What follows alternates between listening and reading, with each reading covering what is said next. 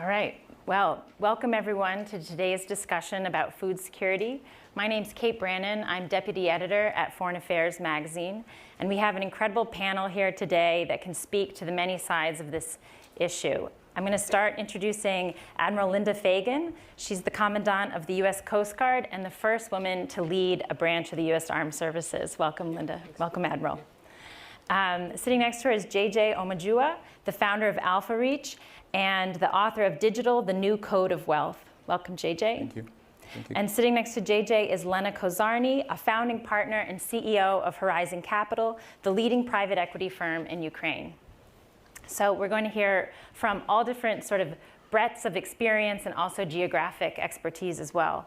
I wanted to note before we got started that it's a sign of the times that we have a panel on food security at the Halifax Security Forum. It speaks to the severity of the global food crisis, but also the realization that food security is national security and it underpins everything. In President Zelensky's peace plan, which he laid out at the G20 summit and which we heard about last night here in Halifax in his remarks, food security was the second challenge he addressed in his 10-point strategy.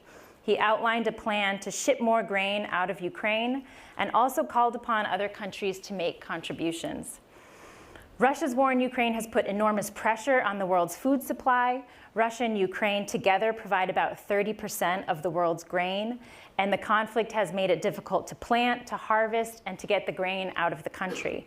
But that's not the only thing that's going on. As David Beasley, head of the UN World Food Program, has said, it's a perfect storm on top of a perfect storm. There are high fertilizer and fuel prices driving up costs. The COVID-19 pandemic obviously caused global economic hardship. Across the world, people lost their jobs, making it more difficult to afford buying food. And climate change is wreaking havoc on our crops, and it's also causing chaos in our oceans. And just a few statistics to put this conversation into context. The World Food Program estimates that 828 million people go to bed every night hungry. And 50 million people within that worldwide are at risk of famine. And this is up from 27 million in 2019. Yemen and South Sudan are in the most danger, but people in Afghanistan, Ethiopia, and Somalia are also facing catastrophic levels of hunger. Now, all experts will tell you that this isn't a question of food availability. There's plenty of food to go around. Instead, it's a problem of distribution and poverty. And I'm going to tout our magazine, Foreign Affairs, right now. In a piece from July, Cornell professor Chris Barrett wrote, "The world lacks mechanisms to trigger responses that equally protect people in locations less geopolitically important than Ukraine, or among populations of the so-called global south that may be less visible to leading Western governments." And I thought that that was an important quote to help frame the conversation. Because Ukraine is one of the reasons we're talking about this issue here today, it's important that even outside of that war and Russia's aggression in Ukraine, that this remain on the agenda. So with all of that in mind, let's turn to our panel. Admiral Fagan, you've served on all 7 continents throughout your career, which is a deeply impressive fact. I would love to hear your global perspective on today's food security crisis and why food security is so critical to national security. Yeah, thank you, and it's a pleasure to be here. You're probably wondering, so why is a Coast Guard officer sitting here on a food security panel? I'm going to talk about fish, and then I'll also talk a little bit about the maritime transportation systems that food flows through and why they're so critical to our national security.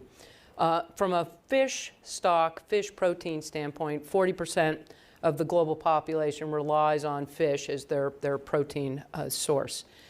Estimates are that 1 in 5 fish landed have been caught illegally in what's called, the term is IUU, illegal, unregulated, unreported fishing. It is a global problem. It is happening truly everywhere in the world.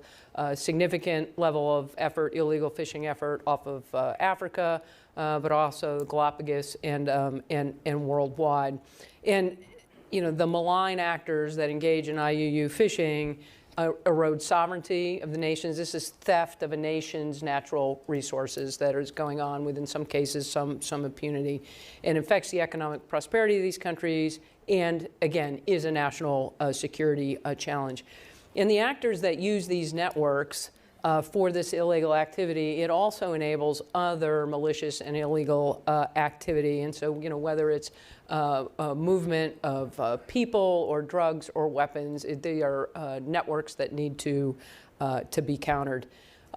We look at it as a rule of law, maritime governance issue, have published a forward-looking strategy on how to counter IUU fishing. Truly, this is a global issue. It will take many nations aligned together in partnerships to counter those operations. Let me pivot to the maritime transportation system.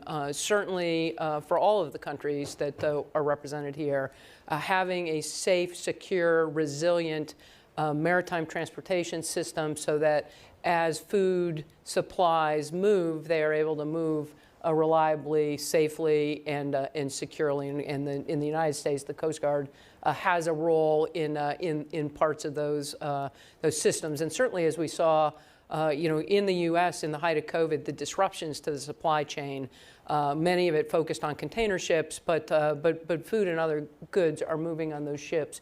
And having a system that's got the capacity to move goods and services are absolutely essential to national security. Thank you. Great, thanks so much. Next, I'd like to ask you, Lena. You are a Canadian living in Ukraine for almost 30 years. You lead the largest private equity fund in the country. You're also the chair of the board of directors of the American Chamber of Commerce in Ukraine, which has the world's major agricultural companies as members.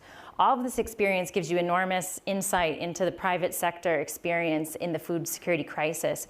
Could you set the pre-invasion context for us at the beginning of 2022? How important was Ukraine's role in food security, global food security? And then inside Ukraine, how important was agriculture to Ukraine's economy? Thank you very much. First of all, thank you for the opportunity to be here. I was in Kiev last week and had to cross the border, drive to Warsaw, fly over here and make it for the forum. Had the pleasure of sitting in a basement for 4 hours being shelled with others in Ukraine, very close to the government quarter. So it's pretty surreal sitting here. But first I want to say that we're very proud of our role. We're proud that we have $1.2 billion under management. We're very grateful also to the US government for seeding the first enterprise fund in Ukraine, which is $150 million that brought in $2.3 billion. We've been able to mobilize $2.3 billion in capital for the country.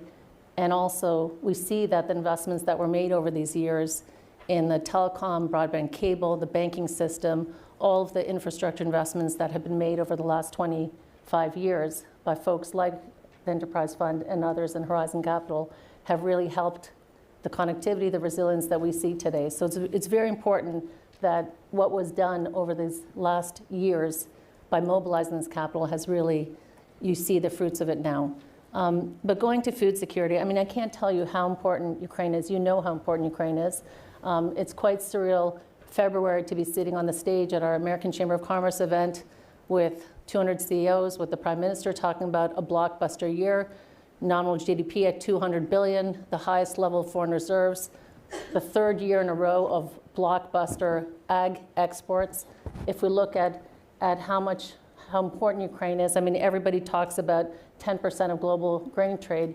If you think of Ukraine occupying fourth place after US, Argentina, and Russia, Ukraine is fourth. The entire 27 member states of the EU is fifth.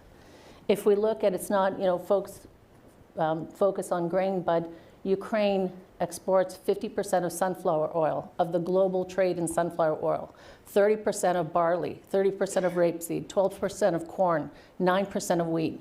Those are enormous numbers. It's not just that Ukraine is the breadbasket of Europe. Ukraine feeds the world.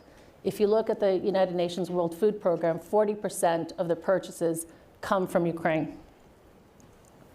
If you look at the impact for the country, Ukraine in 2021 had $70 billion in exports. Almost 30 billion of that was ag exports. That has just been absolutely choked. So the war of choice that's happening in Ukraine is not only about subjugating Ukraine, it is about cutting off the ability of Ukraine to export, to feed the world, to bring money into its economy, and thereby to ensure its economic security and its ability to spend on military. So if you look at 15% of the country's GDP is agriculture, 2 to 3 billion in imports. And if you look at right now, what Ukraine is asking the world for financial aid, 37 billion that has been committed. Ukraine has sitting in Ukraine 10 billion worth of exportable products that it cannot get out.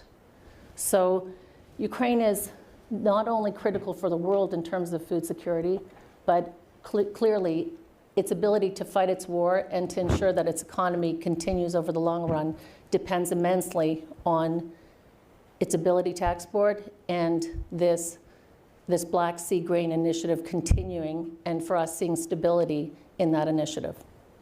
Just to follow up, what has Russia's war done to this picture? What is the experience right now of Ukrainian farmers? Are they, I'm sure they're busy fighting. What is the outlook over the next year for Ukrainian agriculture? Okay, so if you look at Ukraine, 7.5 million people work in agriculture. If you think of what they're dealing with, the mining of the fields, of the security risks, for 1 ton of food, those small farmers, and 80% of the output comes from small farmers. 1 ton of food, they used to make $100. They make $10 now. That has led to the planting for next year decreasing 40%. That's immense. When you look at this Black Sea Grain Initiative, which of course the UN brokered Black Sea Grain Initiative, what Ukraine needs from the world is for that initiative to continue. At this point, there are only 3 ports through which those ships, where they're able to pick up food products and export them. We need those number of ports to expand. We need Mykolaiv and Lviv, which are the 2 ports where absolutely nothing has left those ports. We need those added. We need it's interesting because what seems to be happening now is that Russia has changed its tactics. If before it was saying, well, we're stepping out of the deal in October, then they step back in, now it's a deliberate slowdown of the inspections. So if you're able to, without the Russian inspections, get out 40 ships a day, and then the inspections are now decreasing that number to 12 ships a day. That's down 30, 40%. Of course, that is going to hit in terms of food security. So for Ukraine at this point, what it needs is stability. It needs a continuation of the UN brokered deal, not for 90 days, but for a year. It needs more ports added to that, Mykolaiv and Lviv for certain. And it needs for those inspections to happen quickly. They can do 40 inspections a day and get more ships out. Thank you. JJ, let's turn to you. You're from Nigeria, one of the countries most affected by what's happening. In Northeast Nigeria, 8.4 million people are food insecure. What is your perspective on the challenge of global food security, and what do you see as the most pressing aspect of it within the larger problem? I think I'll speak to the complexities and the contradictions in food security, but I'll start by using a Yoruba proverb that was made into a song by the iconic Nigerian musician King Sunny Ade. He said, I'll first of all say it in Yoruba, then I'll translate it. Kí la ó jẹ làgbà, òun làgbà kí la ó ṣe. That is, what are we going to eat is senior to what are we going to do. And if you look into history, different cultures have sayings like this that reflect on the importance and essence of food. And I think it was US congressman that said a safe, affordable, and plentiful supply of food is essential to national security. I think that was Doug Osi that said that. The contradictory part of this is that for 74 years now, we've declared access to food as a fundamental human right. And we also accepted that every other right is consequent upon that right. But unfortunately, 74 years after, 3 million children per year, 3.1 million children per year die directly of malnourishment. Up to 6 million die related to malnourishment, just children, before you talk about adults. You mentioned the numbers with respect to how many people are hungry around the world, over 800 million people. Some numbers say that by 2050, that number would increase by another 2 billion people. And that's a contradiction, because currently we're producing enough food for 10 billion people. And according to the recent numbers, we've just clocked 8 billion people in the world. So we're producing more food than we need for at least 2 billion people more. So what's the issue? Where the complexities come in is how the different challenges in different countries based on whether they're poor or rich countries. So for instance, in poor countries like Nigeria, there's a challenge of food waste, but food waste from the point of harvest due to inadequate infrastructure, storage facilities, transportation, and an economic system that is not sophisticated to deal with what has been harvested. So as much as 50–60% of what has been harvested is wasted. In rich countries, developed countries so-called, the challenge of food waste actually happens in the kitchen. So one of the things we need to address is the portions, the serving portions, the kind of plate you use to serve, because that automatically affects your behavior in how you serve. Again, that's also another issue. And when you put it together, some $2.6 trillion is wasted to food every year in a situation where we speak about the shortage of food. The other aspect about the complexities is how this waste doesn't just cost $2.6 trillion. It also has a consequence on climate change. If food waste were a country, it would be the third highest contributor to carbon emissions after China and the USA. That's a big deal. It also it contributes 7% to the emissions. If we're speaking around that, of course, it also has effects on hurricanes, on flooding. You didn't mention flooding. It was just flooding in Nigeria, in Thailand, and that also goes back to affect food production. Global food security has different perspectives and different outcomes according to different countries. But what we must commit to is that one way or another, it comes back to reflect on every country. So sometimes the rich countries might think, this is not our problem, we have more than enough food to feed ourselves. But the truth is, the consequences of the effects come back to you one way or another. The consequences come to roost in terms of migration, in terms of the pressure on migration, which of course goes to affect the kind of politics and conversations you have in your politics. So food security, really and truly, as has been said by my other panelists, is a national security issue. And it's not just pressing in Nigeria, it's pressing in Ukraine, it's pressing in America. It's a global problem. Mm-hmm. Admiral Fagan, back to you. So much focus right now is on grain and wheat and fertilizers, because that's the cause of our acute problem at the moment, the acute hunger across the globe. But climate change is obviously affecting our oceans and the vital food sources there. You spoke a little bit about illegal fishing in your first comments. Could you tell us, from your vantage point, what you see climate doing to the oceans, doing to the food sources there, and then what the second and third order effects are on that scarcity that you're seeing? Thank you. Yeah, I'll point directly to the crab fishery in the United States off of Alaska. And the Bering Sea snow crab fishery is closed this year. First time. Bristol Bay Red King crab fishery is closed for a second year in a row. The economic impacts of those closures are estimated to be between $500 million and $1 billion in losses to the fishermen and industry.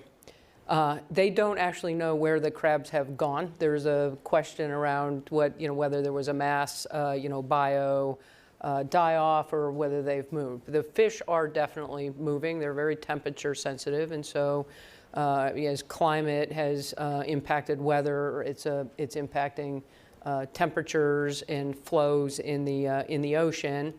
for the United States. This puts the pressure right now very directly along the shared maritime boundary line with Russia. And the fish stocks don't recognize the lines we tend to draw as governments. And so you've got just direct increased competition there for that resource. So overfishing, then, I've put it in the terms of illegal, IUU fishing, is occurring at a scale and scope and pace that, while I can point to the Alaska crab absence, there are other major fish stocks around the globe that have experienced other significant degradations that we may or may not actually know about. And back to the criticality of fish as a protein source for large populations around the world, and having stable access to those fish stocks become really critical to food security. And so changing ocean patterns, changing weather, all having a very dramatic impact on reliable access to protein sources from the sea. Thank you. And then just to follow up, that scarcity, when you step back and see whether it's from the ocean or the food scarcity program or security issues that we're talking about from grain, what are the second and third order effects that this causes, and the connection to conflict as well? Right, and so for nations who rely on fish as a food source, it becomes destabilizing. Economic prosperity is decreased. Ability to maintain their own national sovereignty is eroded in ways that create just increased instability for populations, drive competition for scarce resources, and create the potential for conflict in a way that challenges, particularly, I'm thinking many of the small island nations in the Pacific. This is a particularly acute issue, the access to the fish, but then also impacts the climate on their ability to just reside in their own nations, and is definitely right in that national security realm. Yeah, one thing I'm hearing both yesterday and today is finally sort of the confluence of climate policy, food security policy, and national security policy. Do you find that these issues are finally kind of elevating to the that bigger conversation, and that policies are starting to be thought about more holistically? Yeah, the conversations are definitely elevating. It's interesting. So I mentioned the IUU strategy. That was jointly rolled out by my predecessor and the Southcom commander. So even within the Pentagon, as well as other agencies in the U.S. government, recognition about the criticality of food security, impacts of climate, the need for increased resiliency, and that conversation looks and sounds differently depending on kind of what type of resiliency you're talking about. And so I think that's a critical first step to then get into the more elevated and comprehensive policy conversation. But it certainly did not make the issues easier, maybe perhaps a little harder, but I think the solutions as you look across the issues are hopefully going to be more coherent and impactful. Lena, returning again to the private sector in Ukraine, how is it contributing and playing a role in the food security problem and helping with economic resilience, especially this winter in Ukraine specifically? Yeah, the private sector obviously has an enormous role to play. They are heroes. Everywhere I go, when I talk to people, they think that Ukraine, that it's basically now humanitarian hubs everywhere, and the private sector is not operational. The private sector has never left. They're focused on safety, security, revamping their business models, of course, now doing an enormous amount in terms of humanitarian. At American Chamber of Commerce, we have 600 members, over $50 billion they've invested in the country. And of course, all of the large ag companies, the ADMs, Bunge's, Dreyfus, Cargill's, et cetera, who are present in the country. And the extent to which they are doing everything they can together with the government, of course. I mean, even if you look at the March to May before the grain initiative was launched, I mean, they were spending $200 million a day in losses trying to get food out through Romanian routes and automobile routes. So, I mean, they're doing everything that they can. You know, the private sector, I'm proud that we're part of the private sector, and it was amazing. I'll just share an anecdote. You know, the other day, November 15th, 10 Iranian drones, over 80 missile strikes across the country. We're all sitting in bomb shelters. We were supposed to have our Thanksgiving dinner with the U.S. Ambassador, Bridget Brink, that night. Second time it was canceled because October 10th, of course, the last time it was supposed to be scheduled was another missile strike. But after half an hour later, everyone said, we're doing this, we're going ahead. We all got together, over 200 CEOs in Kiev, in the center, got together with the U.S. ambassador to have Thanksgiving dinner. And that's the kind of spirit that the folks who are in the room, they're keeping the telecom sector going, they're keeping the container ships running, the agriculture products being exported, they're keeping the internet, the connectivity, the telecom. It's just incredible. And these folks have this sense of, even though, I mean, those who've been to Kiev, it's dark. It's dark. You know, the traffic lights aren't working. Half the city doesn't have power. One, you know, apartment block is lit up. Those who have diesel generators have power. You know, they've hit 40% of the energy infrastructure. But these folks feel that this is a mission. They cannot, they must keep the country running.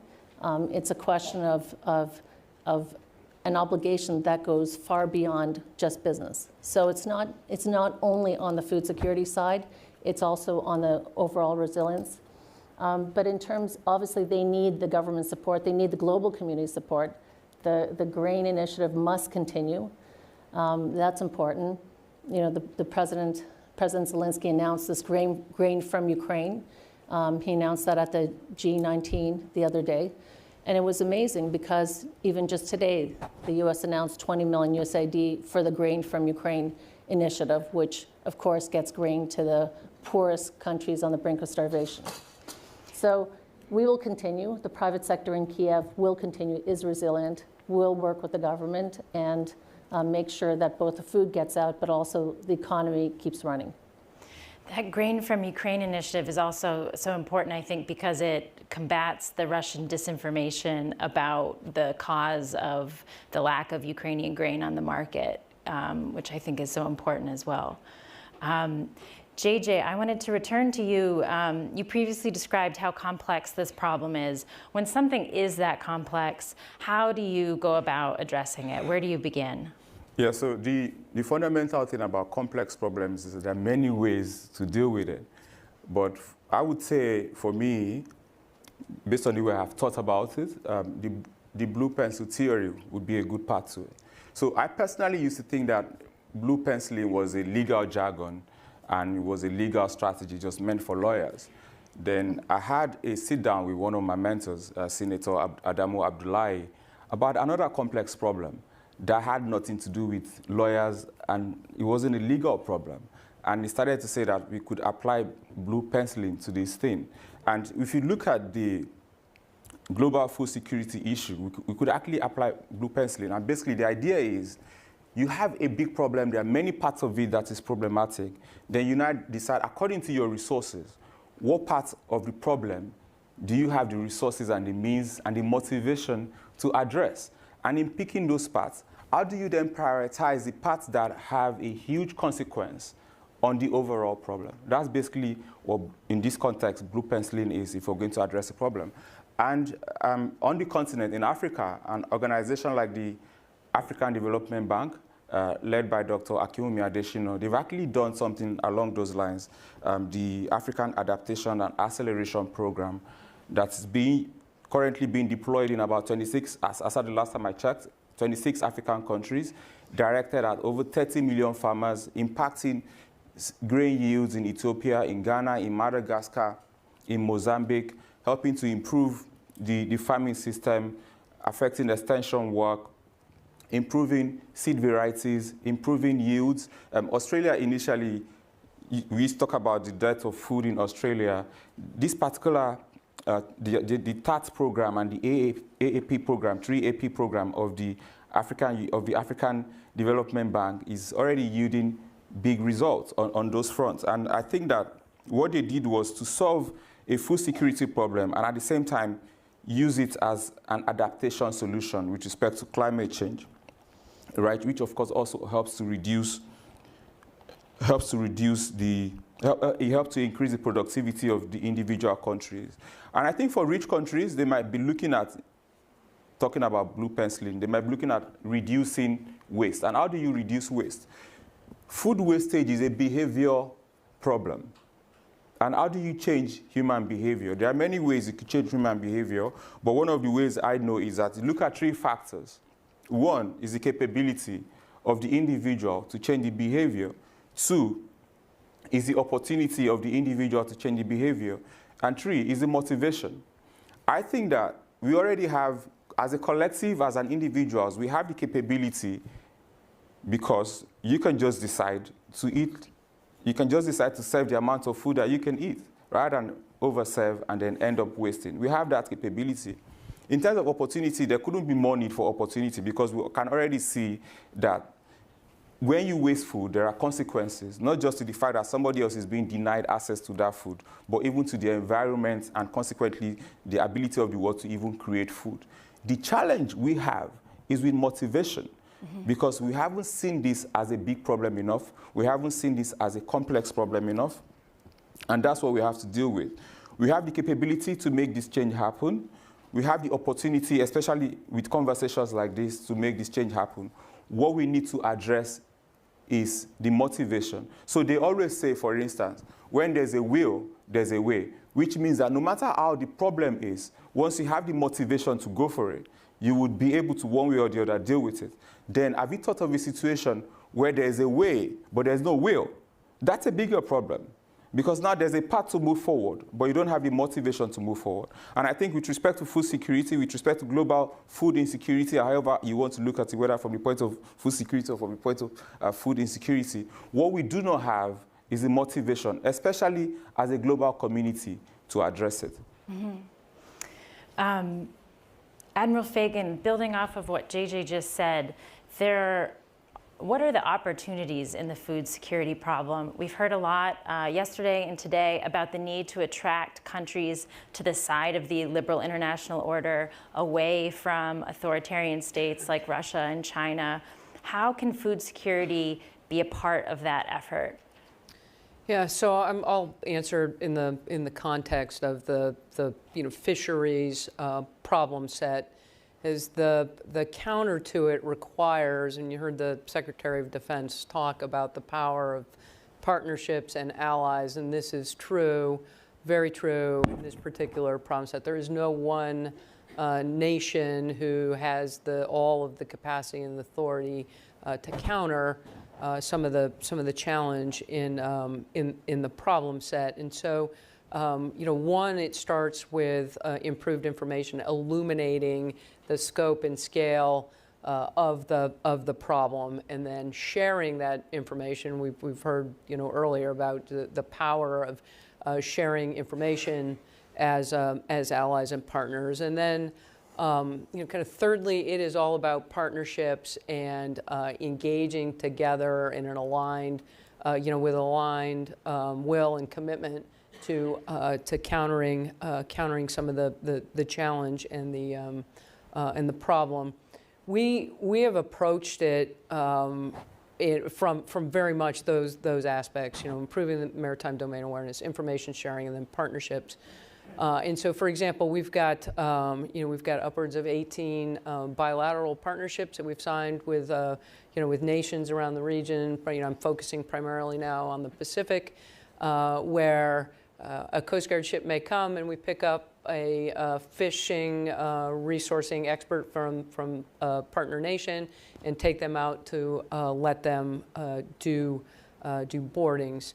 And then, MOUs, memorandums of understanding across, multiple partners regionally to to focus on the problem set. But as you said, there needs to be a will, and then the way reveals itself through really multilateral and bilateral engagement. And just one kind of final thought as we engage countries, and I've talked about the small island nations, it's really about increasing a country's ability to protect and ensure their own sovereignty and protect and husband their own natural resources. And so we spend a lot of time, training and in increasing capacity of the sovereign nations so that they can do some of this for themselves as we stand alongside and help. But throughout all of it, and we've talked a little bit about climate, right? Just resiliency in the system to withstand some of the, I'm going to use the term shocks, but right, whether it's a major climate event or a disruption such as the Russian invasion of Ukraine, improving the resiliency of all of our systems that contribute to food security and national security is really work that we need to focus on. Lena, I wanted to ask you quickly before we turn it over to the audience, slightly off the topic of food security, but you arrived in Ukraine in the early 90s, I believe, when Ukraine was just starting out on this chapter post-Soviet Union. Could you speak a little bit about what was your impression then and what drew you to staying there? And then fast forward to now, the country is almost being, put back in time in a way, has to rebuild. What are your sort of thoughts about that and your own journey from that moment to now? So obviously in 1993, Ukraine had gained its independence in 1991. And when I arrived, I was 23. I had decided that Ukraine was my mission and purpose. Obviously, it's a big event in your life when the Soviet Union falls apart, the country you'd heard so much about from your parents and grandparents becomes free and independent. And of course, at that time, coming there, it was the vestiges of the Soviet Union. So it was the crumbling Soviet era plants and mines and infrastructure that you saw throughout the country. You did not see kind of that new generation, the civic society, that kind of brightness that we see today. Obviously, 1993 was very different in terms of the development of the country. And fast forward over the years, what's kept me there, the people kept me there.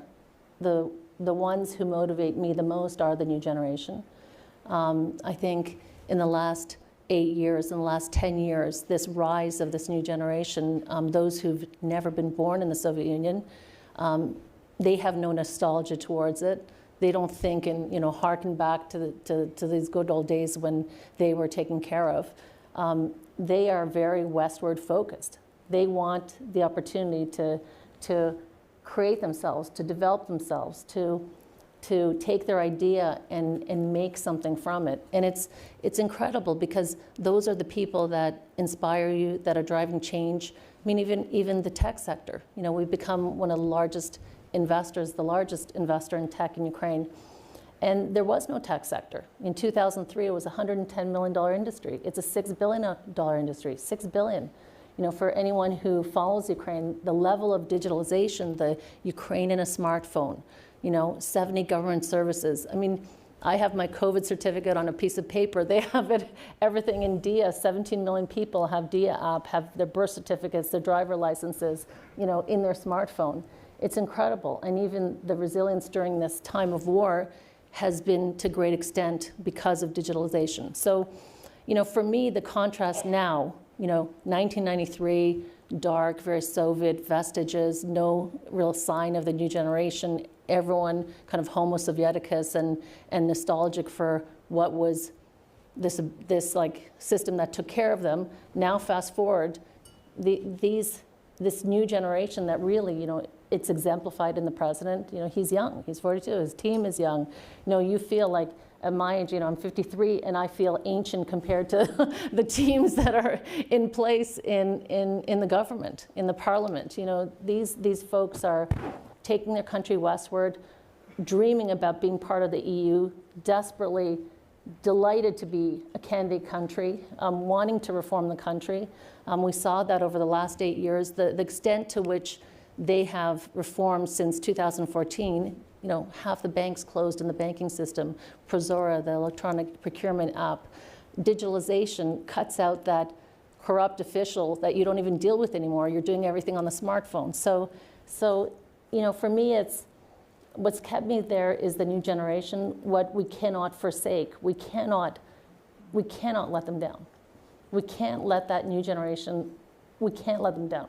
We cannot shove them into the Soviet Union that they have never known, have never grown up in, and don't want to be part of. You know, they have paid a high enough price, and they deserve to set their own course. So we know nobody in Ukraine thought the country would be done in 3 days. None of us did. You know, it was very interesting during the run-up, you know, because you had this different views between allies in terms of whether this was going to happen, whether it wasn't. Those had thought that you know, this was all bluster and there wouldn't be an actual invasion. You know, the folks on the ground, there was varying opinions. There were those that rented blocks of apartments in Western Ukraine and moved their people, and there were folks that, you know, were in the office on February 24th. And you see that kind of resilience after that, driven by the new generation that really has kept the country running. So let's see, you know, we'll see what happens, but one thing I know for sure is that we need to give Ukraine the maximum to put this to rest as quickly as possible. This is not about liberating territory, it's liberating people. You look at Kherson people, those people they're fine not having gas, electricity, food, or water. They do not want to live under an oppressive regime. Give them the choice of oppressive regime, Russian occupation, or no food, water, electricity, gas, suffering. They will pick that. No food, water, gas, electricity, and suffering.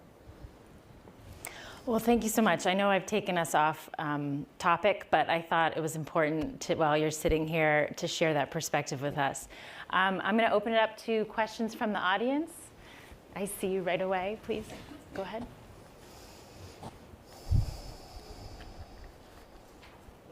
Thank you. My name is Mark Goldberg. I'm the editor of UN Dispatch and host of the Global Dispatches podcast. I have a question, I think probably mostly for JJ. One thing that Russia's invasion of Ukraine underscored was how reliant many countries in Africa are on fertilizer from Belarus and Russia.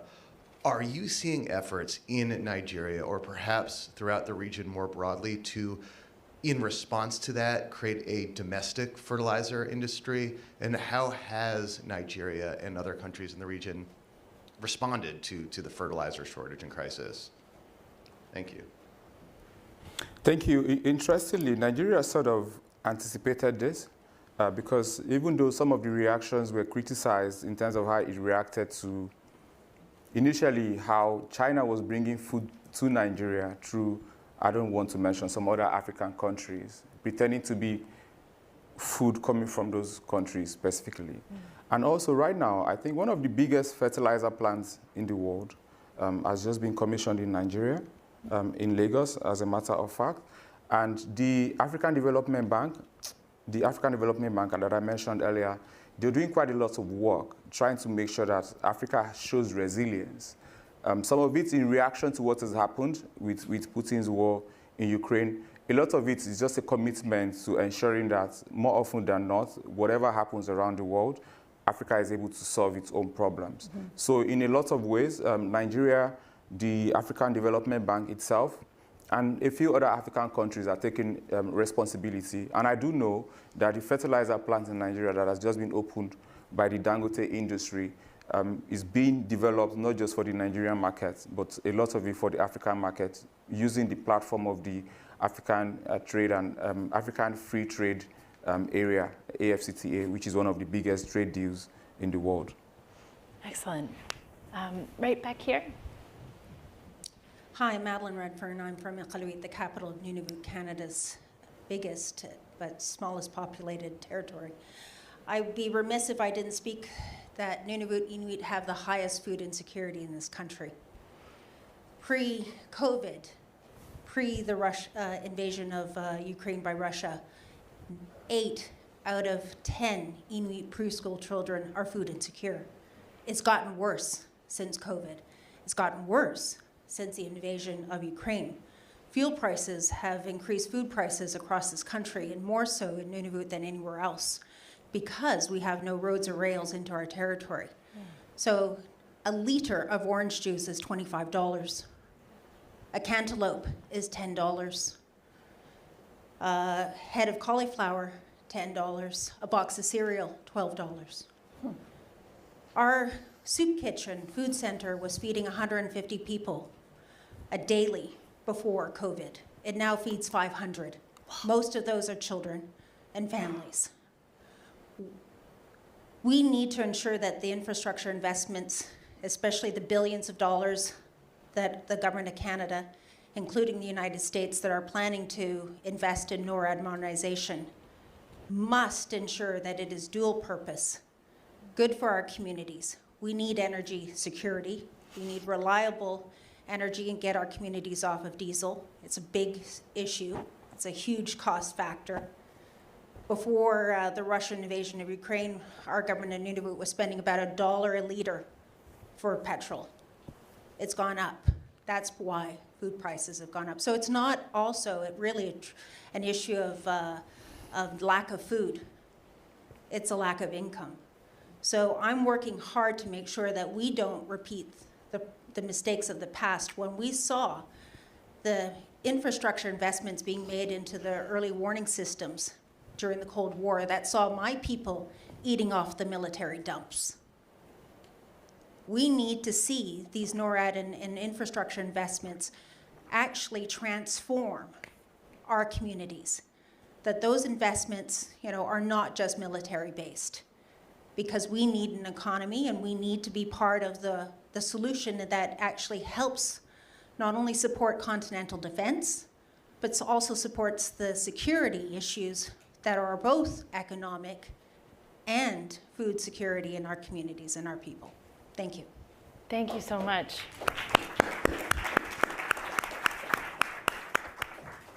Yes. Good afternoon. Tolu Ogunlese from Nigeria. The US, for example, has done a very good job in terms of military cooperation, supporting the US Coast Guard, the US Navy, collaborations and all that. But when it comes to investments, in building the capacity of African countries to produce food, I want to know, so this question is for, I guess, anybody on the panel, but how can we, at the end of the day, it boils down to putting money, kind of, pun unintended, where your mouth is. In 2015, Nigeria had less than 10 fertilizer blending plants. Today, we have about 70. That's because people put money into investing in these things, But I see a lot of talk about, a lot of things, but how do we get, that money to come into actually building the capacity to produce food? By way of context, Nigeria is 200 million people. We're going to be double that number in 30 years. So whatever scale of the problem you think you have today is going to be a lot worse. So if you get Nigeria, for example, to be self-sufficient in food or as much as possible, you're taking away a lot of the problem of the world, for example. So I want to know what how can we just move from the talk to actually just putting money in ag tech, in supporting farmers, in boosting food production capacity. Thank you. The US, by the way, is one of the African Development Bank comprises of several African countries and development partners around the world, and the US has one of the biggest shares in the African Development Bank. And as a bank, actually, they are very, very consequential to food security on the continent.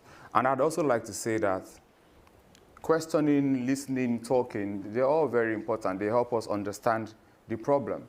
But I also believe and agree that we must walk the talk. One of the biggest donors to the displaced people, to ensuring that people that suffer from flooding, supporting entrepreneurship on the continent, supporting infrastructure on the continent, is Dr. Mike Adenuga, right? But the interesting thing is, you wouldn't see any quotation. Dr. Mike Adenuga, by the way, is one of the richest, by some estimates, probably the richest African, according to some people. You wouldn't read any quotation from him about any of the problems. But what you hear about, or what you read about, is that he signed some checks about the problem. And I think that's what we must commit to, especially those of us with the resources to do this thing. But as a collective again, and as government and as institutions, we need critical thinking to dealing with these problems. And where there is no critical thinking, we could do with some thinking, any form of thinking, we just need to solve the problem. On the other side is to also say that the sort of solutions that brought us here may not be able to take us forward. So we need, again, this continuous thinking, a kind of paradigm shift, a different way of looking at these problems. And for poor countries, Tolu, with respect to your question, is to know that when push comes to shove, like the COVID-19 vaccines showed us, ultimately you are on your own, at least for a start, before people come to help you. When we know that, then we can start to do what we're supposed to do. We can start to find the will and the motivation to find the way to help ourselves. And on the other side, conversely, for rich countries is to understand that the consequences of food security, the realities of food insecurity, however you want to look at it, they are more real than our national boundaries. Our national boundaries are subjective. I mean, tomorrow morning you could create another country. I mean, we don't know, maybe by 2030 Scotland would be part of the United Kingdom, for instance. But we do know by 2030, if we don't do the right things, we're going to have more poor people. We're going to have, if we don't do the right things, the zero hunger by 2030, according to the second Sustainable Development Goals, might not be realized if we don't do the right thing, because those realities will be there. They are objective realities. Hunger is an objective reality. The consequences of food insecurity, they're objective realities. They are more important and more real than this subjective reality of our national boundaries. And we must find a way to understand it like that and find collective solutions whilst we look out for individual solutions, whether it is national, whether it's subnational, whether it is regional or continental. Mm-hmm. If I can add, what is really important is also that folks get to positions of influence. And we were, every year we organize Ukraine House Davos, and we were thrilled that the new managing director of International Finance Corporation, which is backed by the World Bank, Makhtar Djoub, first African national to be the head of the IFC. I mean, that's a $50 to $60 billion infrastructure, primarily infrastructure player throughout the world, who has a very clear view, who led the infrastructure program for IFC across all of Africa. And now he leads IFC. And we had the pleasure of him, we raised the first fund for Ukraine during the war. We had a signing ceremony with President Zelensky in September, and it was amazing. Makhtar was front and center and absolutely sees the whole connection, how all of this is interrelated, and felt very strongly that he wanted to back our fund along with others. We raised half the fund, $125 million. I mean, at a time of war, we had investors who were backing the fund and saying, disperse this before the war ends. Disperse it as quickly as possible. And Makhtar was one of the visionaries at IFC. There's EBRD and the Swiss, German, US governments, et cetera, who backed the fund. But without those people who are in that position, who understand how all of the dots are connected, then we wouldn't have had that outcome. So definitely, the more who are at in those rooms where what is it? The room where it happens. The more people who are in the room where it happens, the better. In terms of putting your money where your mouth is, the head of the UN World Food Program, David Beasley, has said you pay for it no matter what. You either pony up now and get people the food they need, or you pay for it when you have a migrant crisis on your border and you are trying to accommodate refugees and migrants. So you end up paying for it either way, and you probably save money and great moral cause by paying for it up front. Yes, please. My name is Alyssa Ayers from the Elliott School of International Affairs. I was really intrigued that in the course of this conversation, we haven't really gotten to some of the issues of of food transformation in agriculture. Or, there's a lot of focus, I think, from among the UN, certainly in South Asia, which is the region I pay close attention to. There's a lot of conversation about moving more towards millets that have a higher protein profile, more resilient kinds of crops. I would just be interested if in any of your scopes of work, this kind of agricultural transformation question comes up. Yes, on the ag tech side. Yes, on the ag tech side in terms of, greater investment from an ag tech standpoint in order to ensure value add processing close to where the food is actually grown and to capture the value add in that country using technology. That's that we are having that broad conversation, and that's part of Ukraine's reconstruction. The 750 billion reconstruction, they want 40 to 50 billion to truly ensure that they capture more of the value chain and keep it closer to where the food is grown. Let's see. Yes, please. Thank you. Ayman Mhanna from Lebanon. I'd like to ask you about the connection between the places where the food insecurity is highest, you mentioned some of the countries, and the state of governance in these countries. So maybe we can fix, some logistical issues, but if fundamentally the governance in Yemen, in Haiti, in Somalia remains what it is, the problem will not be solved. So given all the resources that are needed to be mobilized in order to solve the problem, I think it needs to happen hand in hand with those working on improving governance. So is this conversation happening? Organizations here deal with the governance issues, helping political parties, the judiciary, etc. Others deal with the more, agriculture side. Is the conversation happening? Is it integrated, or it's still siloed, to use a metaphor? Who would like to take that one? I mean, ultimately, everything is connected, right, to governance and how people are governed. But like I said, with respect to blue penciling, some problems just cannot wait for. So for instance, if people are hungry in a particular country, you're not going to wait for them. Let's say it's not a democratic country. You're not going to wait for them to be democratic before you solve the problem of food. Because back to what King Sunny Ade sang about, the other part of what he said was that, which is that ultimately, food is essential to everything else. If somebody is hungry and you come to them to tell them to vote for you, the person that comes and you tell them, these are my ideas, I'm going to do this, I'm going to do that in 8 years, in 10 years, whatever. If somebody comes to them, says nothing, gives them the food, they will likely vote for the person. So you can go back and say, oh, that's a weaponization of poverty. That's good, you can say that. But really, that's the reality of life, though. So we must speak to the fact that this issue with respect to food security is more essential than whatever we think of the governance situation of those countries and whether we like the government of those countries. Because after all said and done, let's not also forget that more often than not, when people have dictators as their leaders, they are also victims of those dictators more than anything else. We've seen that in Russia with all the arrests being made. We've seen that in Iran with all the arrests being made. And we just have to find a way as a community, as a global community, to help solve the problems as much as possible outside of their governments where possible. Okay, I think on that note, we're going to end it. Thank you so much. Thank you to our panelists. Thank you.